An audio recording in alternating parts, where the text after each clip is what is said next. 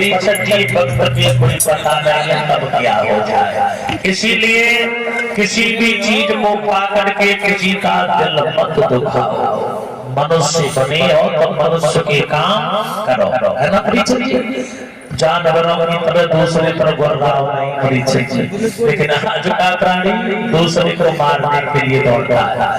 इसी प्रकार श्री सुखदेव कहते हैं राजन, धर्म की तरह से परीक्षित जी अभी जो आप कथा सुन रहे थे प्रहलाद जी के बारे में, ये तो कथा हो रहा है। प्रहलाद के पिता हिरण्यकशिपु ने बड़ा दुख दिया भगवान का नाम न लेने के लिए परीक्षित महाराज। लेकिन बेटा प्रहलाद जी ने प्रभु का नाम लेना बंद नहीं किया परीक्षित जी। और जब प्रभु के सच्चे भक्त होते हैं ना, वो कभी मानने वाले नहीं है। यहाँ पर एक विषय आ जाता है, लोग कह देते हैं कि व्यास जी आप ही तो कहते हो कि माता पिता कैसे भी हो उनकी आज्ञा का पालन करो, आप ही कहते हो तो बरोबर।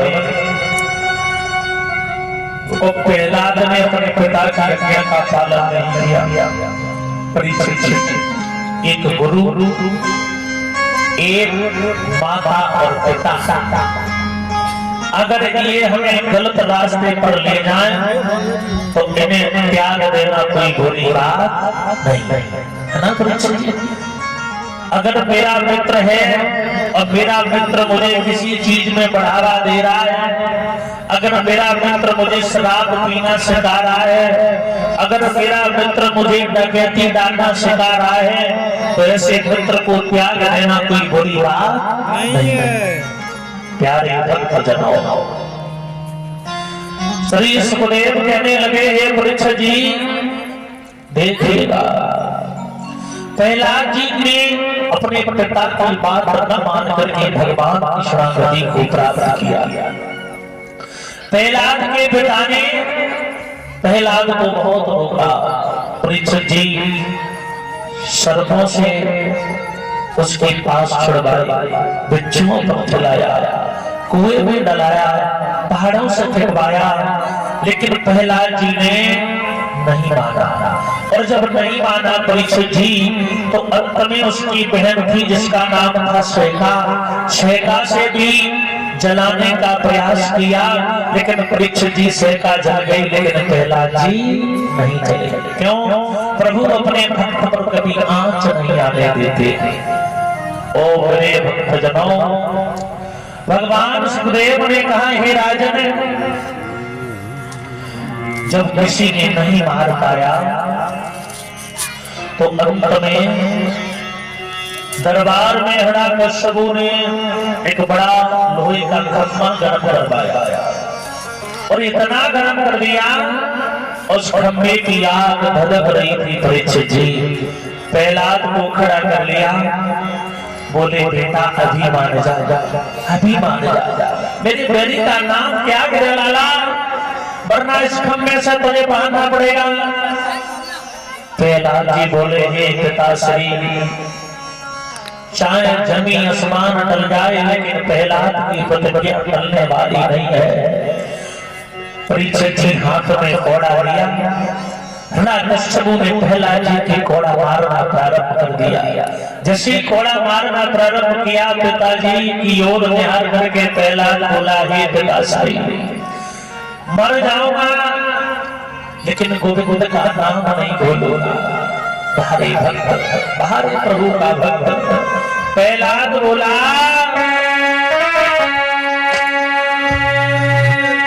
अरे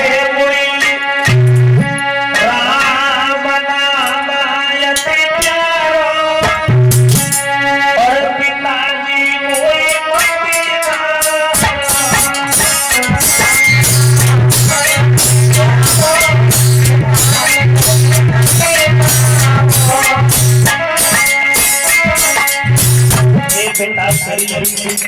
चांद तुम हमें कितना भी दुख दे लो लेकिन मैं गोविंद को नहीं भूल सकता। और ये परीक्षित जी जो एक बार भगवान से आत्मा को मिला लेता है वो कभी भूलता भी नहीं है।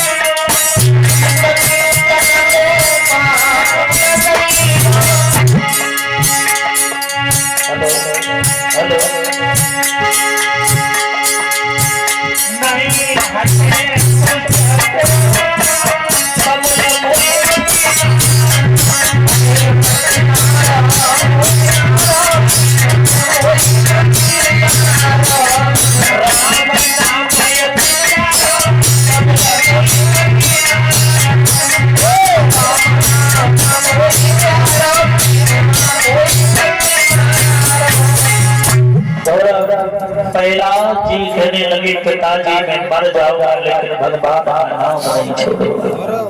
मेरे भैया जब ऐसा कहा तो हिरण्याकश्यप कहने लगा तुझे इतना भरोसा है? बोले हाँ हमें बड़ा भरोसा है भगवान। बोले कहाँ है तेरा भगवान? प्रहलाद कहने लगे पिताजी मेरा भगवान हर जगह कड़ में निवास करता है। तुलसीदास तो ऐसा कहते हैं प्रभु हर जगह रहता है। परीक्षित कहाँ कहाँ रहता है? तुलसीदास ने रामायण में लिखा है हरि व्यापक सर्वत्र समान और प्रेमत प्रगट होत नहीं जाना।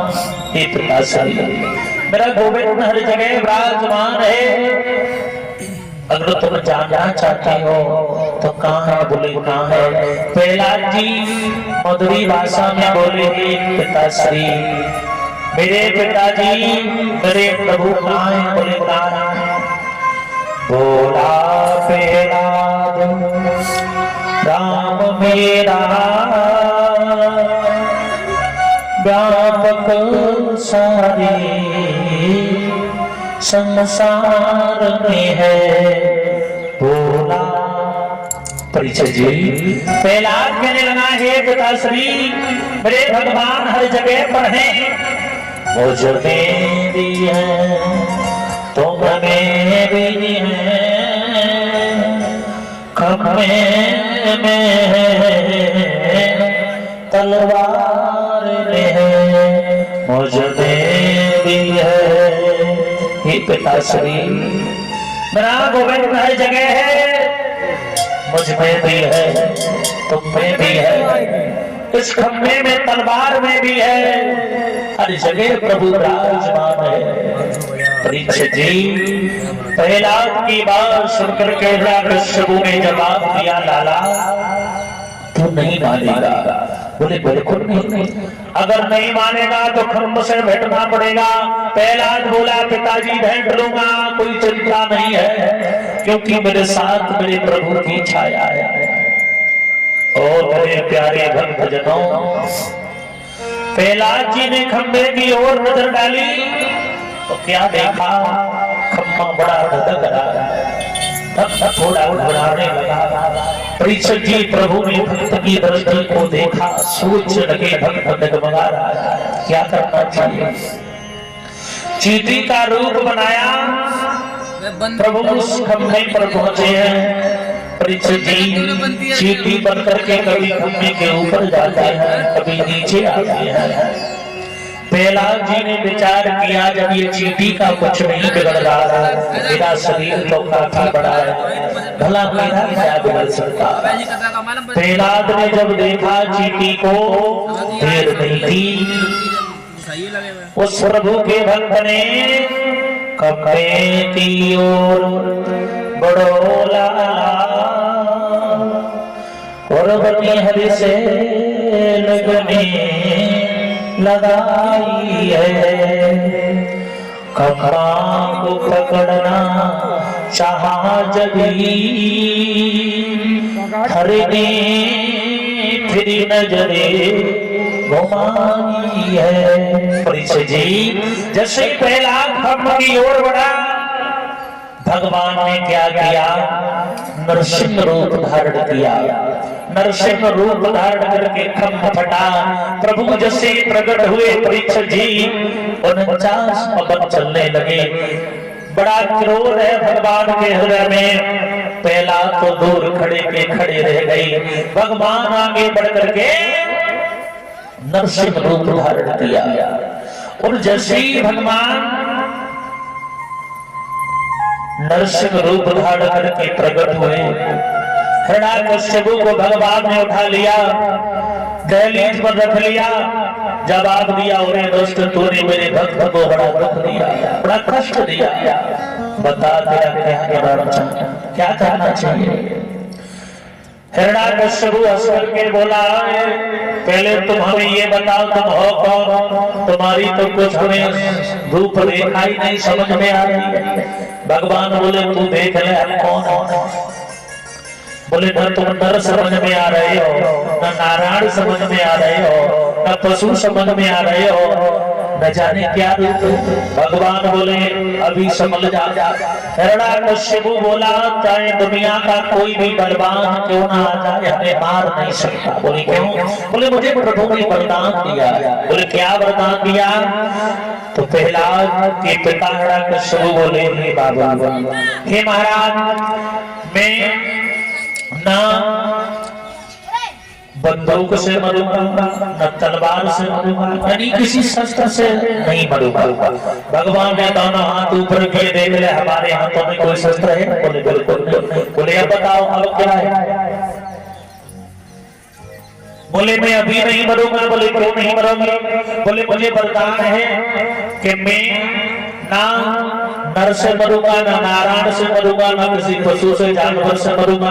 भगवान कहने लगे देख ले हम तुझे कौन नजर आ रहा है? परीक्षित जी बिल्कुल नर से रूप थे। बोले मेरी तो समझ में नहीं आ रहा। बोले अब बताओ। बोले और भी वरदान है। बोले क्या? अब मेरे पास वरदान है कि ना मैं ऊपर मरूंगा, ना मैं नीचे मरूंगा। भगवान ने अपनी घुटनों पर रख लिया। बोले अब ना, बोले अब ना ऊपर है ना नीचे है। बोले फिर भी नहीं मरेंगे। बोले क्यों? बोले फिर ना भीतर मरूंगा ना बाहर मरूंगा। तो परीक्षित जी भगवान उसके दरबार की दहली पर खड़ा कर लिया। बोले अब कहां? बोले प्रभु अब तो दहली पर। बोले भीतर? न बोले भीतर। बोले बाहर? बोले बाहर। बोले अब बताओ। बोले अब भी नहीं मरूंगा। बोले क्यों? मुझे वरदान है ना मैं दिन में मरूंगा, ना मैं रात में मरूंगा। तो परीक्षित जी सूर्य अस्त होने वाले थे और रात्रि आने वाली थी। भगवान कहने लगे देख लेगा दिन है ना रात है, अब बताओ अब क्या बचा? बोले अभी बचा है। बोले क्या? मुझे वरदान है कि मैं साल के 12 महीना में नहीं मरेगा। भगवान कहने लगे तेरे लिए ही हमने एक एक दिन घटा बढ़ा करके 9 महीना तैयार किया। अब बताओ। बोले अब कुछ नहीं बचा। परीक्षित जी जब ऐसा कहा तो भगवान को जब क्रोध आया तो नरसिंह भगवान ने क्या किया?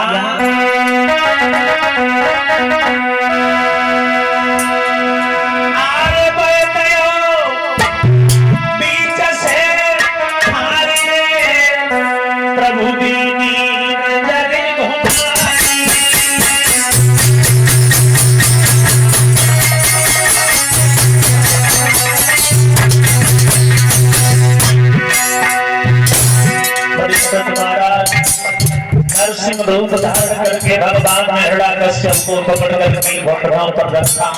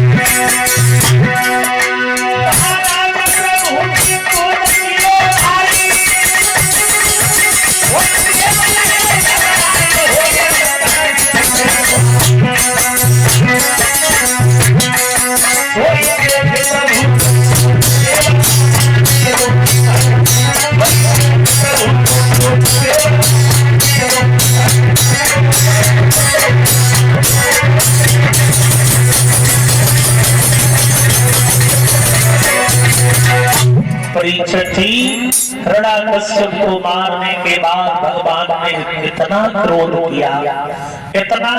किया परीक्षित जी देवता विनती करते करते हार गए, लेकिन भगवान का क्रोध शांत नहीं हुआ। देवता कहने लगे भगवान का कैसे शांत होगा, दुनिया में कोई ऐसा नहीं है जो भगवान को क्रोध शांत कर सके। परीक्षित जी बात भी सही है, भगवान किसी के बस में नहीं है। बिल्कुल भगवान किसके बस में है? एक भक्त के बस में।